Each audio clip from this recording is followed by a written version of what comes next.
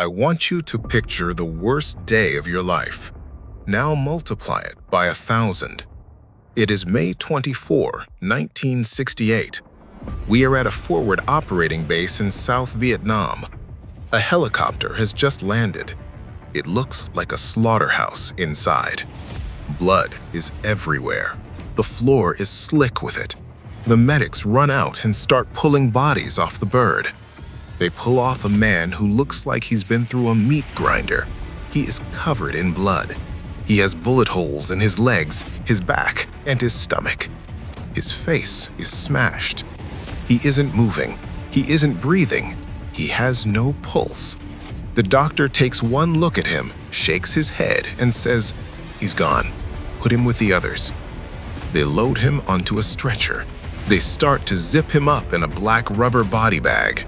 The zipper goes up past his legs, past his chest. It stops right at his chin. Just as the orderly is about to pull the zipper over his face and close the book on his life, the dead man does something impossible. He can't speak. His jaw is broken. He can't move his arms. They are shattered. He can't even open his eyes because they are caked with dried blood. So he gathers every last ounce of energy he has left in his soul, and he spits. He spits a mouthful of blood right into the doctor's face. That man was Master Sergeant Roy Benavidez, and that spit was his way of saying, "I am not done yet." He had just survived 6 hours of hand-to-hand combat against an entire battalion of North Vietnamese soldiers. He had been shot, stabbed, and blown up 37 separate times. 37 times! Most men would die from shock after 1 or 2. Roy took 37 and kept fighting. This isn't a movie. This is the true story of the toughest man to ever wear the Green Beret. Welcome to Valor and Heritage. To understand why Roy did what he did, you have to know where he came from. Roy was a kid from Texas. He was part Yaqui Indian and part Hispanic. He faced racism growing up. He was called names. He wasn't allowed in certain restaurants. But Roy didn't let that make him bitter. It made him tough. He joined the army because he loved his country, even when his country didn't always love him back. He became a Green Beret, the elite of the elite. But here's the crazy part. On the morning of May 24, 1968, Roy wasn't supposed to be fighting. He was actually on light duty. He had stepped on a landmine a few months earlier, and the doctors told him he might never walk again. Roy, being Roy, ignored them. He would sneak out of bed at night and crawl around the floor until he could walk. By May, he was walking, but he was assigned to a desk job at the base in Loc Ninh. He was at the base attending a prayer service. He was wearing slippers and generic fatigues. No helmet, no flat jacket, no rifle. Suddenly, the radio in the command center exploded with noise. "Mayday! Mayday! Get us out of here!" It was a 12-man Special Forces reconnaissance team. Their code name was Loch Ness. They had been dropped deep into Cambodia, secret territory, to spy on the Ho Chi Minh Trail. But they had dropped right on top of a massive North Vietnamese Army NVA base. We're talking 1,000 enemy soldiers against 12 Americans. 3 helicopters tried to rescue them. All 3 were shot up and had to turn back. The pilots were terrified. The jungle fire was so thick it looked like a wall of lead. Roy was listening to this. He heard his friends screaming on the radio. He didn't ask for permission. He didn't sign any forms. He just grabbed a first aid bag and ran to the flight line. There was a helicopter pilot named Larry McKibben who was crazy enough to try one more time. Roy jumped into the back of the chopper. He didn't have a gun. He had a Bowie knife on his belt and a bag of bandages. He looked at the pilot and gave a thumbs up. "Let's go." Think about that for a second. He knew 3 choppers had already failed. He knew there were 1,000 soldiers waiting to kill him. And he went anyway, armed with a knife. That is a level of bravery or insanity that most of us can't even comprehend. The helicopter arrived over the zone. The trees were exploding. The pilot, McKibben, hovered about 75 yards away from the trapped team because the fire was too intense to get closer. Roy didn't wait for the chopper to touch down. He jumped. He leaped 10 feet out of the helicopter and hit the ground running. Before he even took 5 steps, pop! A bullet slammed into his right leg. He fell. He got up. He took a few more steps. Pop! A grenade exploded nearby. Shrapnel tore into his face and head. Most people would stay down. Roy just wiped the blood out of his eyes and kept running toward the team. He reached the team. It was bad. The team leader was dead. Most of the guys were wounded and out of ammo. They were huddled in a tight circle, waiting to die. Roy basically took over. He became a one-man army.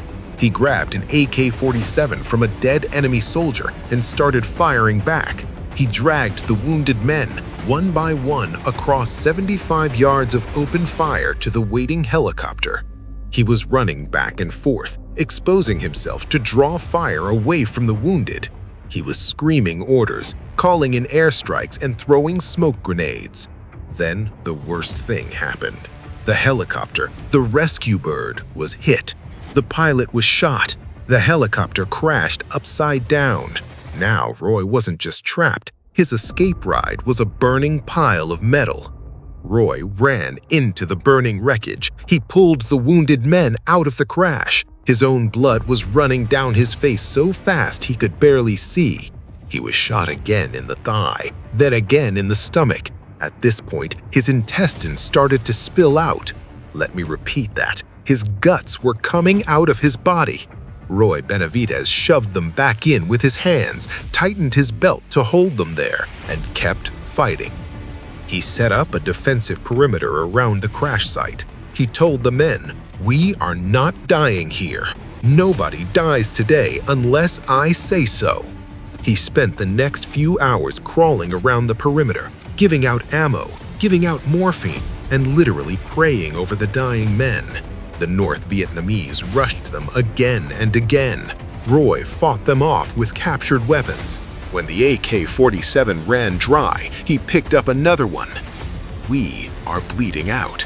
We are surrounded, and we have no way home.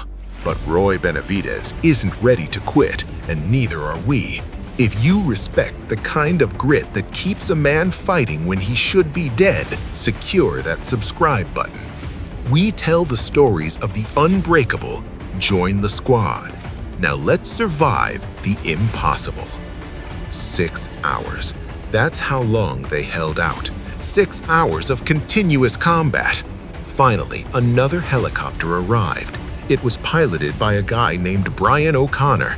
He saw the smoke and the bodies and decided to land anyway. Roy mobilized the survivors. "Get to the bird, move!" He was half carrying, half pushing men onto the helicopter. He was the last one on the ground. He was making sure no one was left behind. He was checking the bodies of the dead to retrieve classified code books. Just as he was about to climb on, an NVA soldier charged out of the bushes. Roy was out of ammo. He was weak from blood loss. The enemy soldier swung his rifle butt and smashed Roy in the jaw. Crack. His jaw was broken. Then the soldier stabbed Roy with a bayonet. The blade went through his left arm and slashed his back. Roy fell to his knees. The enemy soldier raised the bayonet to finish him off. But Roy had that Bowie knife. In one last burst of adrenaline, Roy grabbed the bayonet blade with his bare hand, slicing his palm open, pulled the soldier closer, and stabbed him. It was a primal, brutal fight to the death. Roy killed him, but now he was truly broken. He stumbled toward the helicopter. He was holding his intestines in with one hand and dragging a wounded buddy with the other. The helicopter was already lifting off because of the heavy fire. Roy lunged and grabbed the skid. The crew chief grabbed his belt and pulled him in. As he lay on the floor of the helicopter, holding the hand of the man he just saved, the adrenaline finally wore off. The pain hit him like a freight train. His eyes rolled back. He stopped moving. The blood pooled around him, mixing with the oil and dirt of the chopper floor. To everyone watching, Roy Benavidez was dead. We're back at the base, the body bag scene, the spit. When the doctor realized Roy was alive, they rushed him into surgery. It took months for him to recover. He had to learn to walk again for the second time. His commander put him in for the Medal of Honor immediately, but there was a problem. The military lost the paperwork, and they needed a witness. They needed someone who saw what Roy did on the ground. But most of the men were dead or scattered. The army told Roy, "Sorry, without a witness, we can only give you the Distinguished Service Cross." Roy accepted it. He didn't complain. He lived a quiet life. He suffered from pain every single day. He had shrapnel in his heart that they couldn't remove.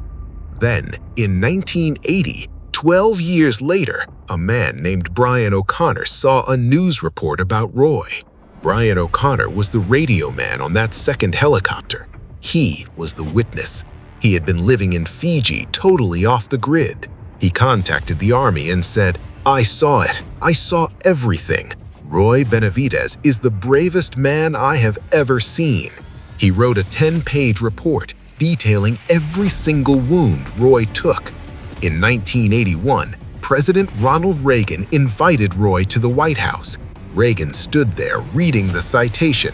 As he read the list of wounds, shot in the leg, shot in the face, bayoneted in the arm, shrapnel in the back, the President of the United States started to choke up. He couldn't finish reading it.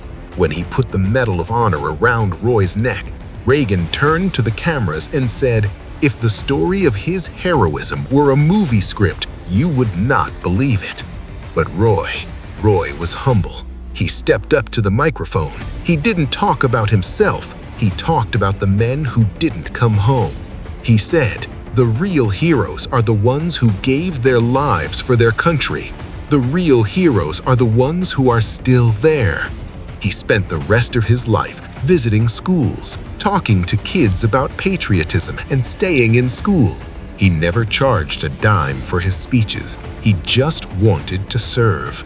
Roy Benavidez died in 1998, but his spirit, you can't kill a spirit like that with bullets or bayonets. He is the definition of the American soldier. If you believe Roy's story should be taught in every school in America, leave a comment. Tango Mike Mike. That was his call sign. Next time on Valor and Heritage, we're going to the Wild West. We're going to meet the most feared lawman in history. He was born a slave, escaped to Indian Territory, and became the inspiration for the Lone Ranger. Get ready for Bass Reeves. I'm Baylor. Never quit.